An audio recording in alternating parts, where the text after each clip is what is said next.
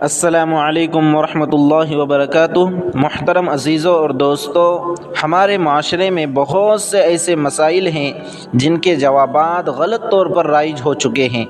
انہی میں سے ایک مسئلہ یہ ہے کہ کچھ لوگ کہتے ہیں کہ رات کے وقت ناخن کاٹنا جائز نہیں ہے، مکروہ ہے، تو ان کا یہ جواب غلط ہے۔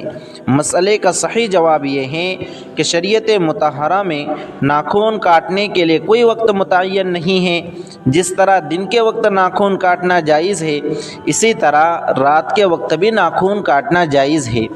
بادشاہ ہارون رشید کے تعلق سے ایک واقعہ مشہور ہے کہ بادشاہ ہارون رشید نے رات کے وقت ناخن کاٹنے کے تعلق سے قاضی امام ابو یوسف رحمۃ اللہ علیہ سے مسئلہ دریافت کیا، مسئلہ پوچھا، تو امام ابو یوسف رحمۃ اللہ علیہ نے فرمایا کہ رات کے وقت ناخن کاٹ سکتے ہیں، کوئی مسئلہ نہیں ہے۔ تو بادشاہ ہارون رشید نے امام ابو یوسف رحمۃ اللہ علیہ سے اس مسئلے کی دلیل طلب کی، تو امام ابو یوسف رحمۃ اللہ علیہ نے فرمایا الخیر لا یؤخر، کہ خیر کے کام کو مؤخر نہیں کرنا چاہیے، لہٰذا رات کے وقت ناخن کاٹنا جائز ہے، درست ہے، اس میں کوئی حرج نہیں ہے۔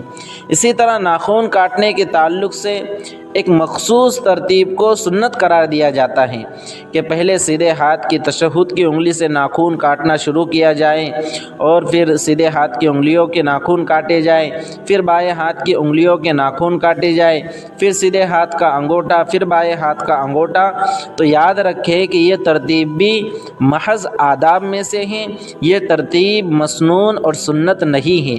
شریعت مطہرہ میں جو چیز جس درجے ثابت ہو اسے اسی درجے میں رکھنا چاہیے، نہ اس سے آگے بڑھانا چاہیے، نہ اس سے کم کرنا چاہیے۔